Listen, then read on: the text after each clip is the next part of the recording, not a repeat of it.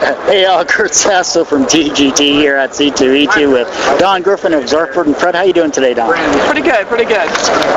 You know, Zorphbert and Fred is a fun comic that has wonderful alien-type dogs and amazing sidekicks here when it comes to the booth itself. But no, it's a great comic overall. So, what has Zorphbert and Fred been doing since last C2E2? Since last C2E2, bringing out another book soon. Not here yet, but book 2 I started working on. I got the second installment, so the second set of 200 strips that are going into book 2. So I'm just starting working on that. Yeah, and then joined the Webcomic Alliance. So you know, really promoting Zorphbert and Fred through that, but also trying to help other web cartoonists get their stand in the field and you know, give tips, tricks, and all sorts of stuff. So, and the podcast, of course. So, been busy, very busy. And you know, with everything that the Webcomic Alliance has done with you know, finding flaws and building upon those to make sure that they get corrected, you know, what have you found that has changed your outlook on your webcomic? Well, I'm definitely hearing first-hand opinions, not ones from readers who just kind of say, "Oh, it's perfect as is." You know, you get actual critiques, honest critiques about things. So, you know, I updated my website with the help of Phil from, and it looks a hell of a lot better. And I probably would not have done that had the Alliance not like kicked me in the butt, telling me, you know, this is very busy, needs to be toned down, and you know, and they're right. They're right. It's more like a beatdown. I'm right over there, peanut gallery. But so there's a lot of little things that I do. You know, I worry about how much time I spend on the comic, and I'd love to be able to do more, and I'm working towards that. But you know, toning, like cutting out backgrounds, making things a little simpler, will hopefully, you know, help me put out 3 a week instead of 2 at this point. So we'll see how that works. Good stuff. And now, of course, you have a wonderful kids book with Abby's Adventures, of course. And is there any more going to be created anytime soon? Well, actually, here debuting at C2E2 is Earth Day, which we just came out with, and it came out with a hardcover version of it.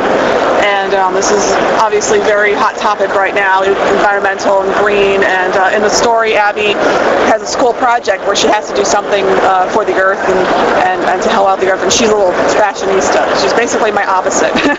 So she comes up with this idea of making a plastic bottle dress by actually taping plastic bottles all around her body, as you can see in the cover there. And she learns that they actually do make recycled clothing out of plastic bottles, but they break it down, and there's a whole process. I know it's in here somewhere. But I did a whole flow chart for recycling. Pull this up in the video. But we'll find it eventually. But anyway, they do actually make clothing. It's very soft. You would never know it's made out of plastic bottles. So, you know, it's interesting. Here it is. This is the process of how it's made. And you know, it's cool for kids to learn that they can do little things that does help the environment. And we're hoping that this becomes a big jumping off point. We're getting some sponsors. We're working with Dove. They have a self-esteem section to it, to their website, promoting self-esteem, especially in young girls. So they now promote Abby's Adventures on that website. So it's good, little baby steps. But yeah, Abby's doing the next book will probably be a Christmas themed book, so called The Christmas List. So it's the next one when I have time. With C2E2, what do you expect to get out of this weekend? As always, networking, talking to people, promoting the Webcomic Alliance. It's the first now that I'm actually promoting that at the convention. So this is my 4th convention, so I'm getting more adjusted to talking to people, being on video.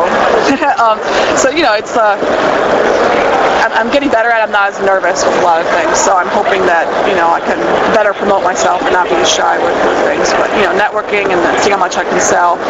Right here I have something new that I bought. I got these cool little Space Invader necklaces, pretty cheap from a crafty type person on Etsy, and her name's Dawn as well. And so I'm trying these out for the first time. It's something different, because I know a lot of people love little trinkety things, fun little things that don't cost as much as a book. And on the back is a signed print to go with it. So I'm also promoting my comic, but you know, with this as well, if they don't actually want to buy a whole comic book, they can buy this instead and have something that they like besides, because everybody loves Space Invaders. So, you know, trying out new things, seeing what works, what does not work. So. And of course, you're a presenter with the Bleeding Cool podcast award ceremony this Saturday at 5:30. Yes, indeed I am, and I am terrified. I'm not a public speaker, but baby steps, you know, so we'll see. I can go up there and read from a card. I think I can handle that. So, you know, I'm pushing myself to do things that I wouldn't normally want to do, and I know I'll get through it and I'll be fine, and I probably won't trip or fall or puke. So, you know, baby steps, as I said. Well, I hope you have a great convention, and thanks a lot for the interview.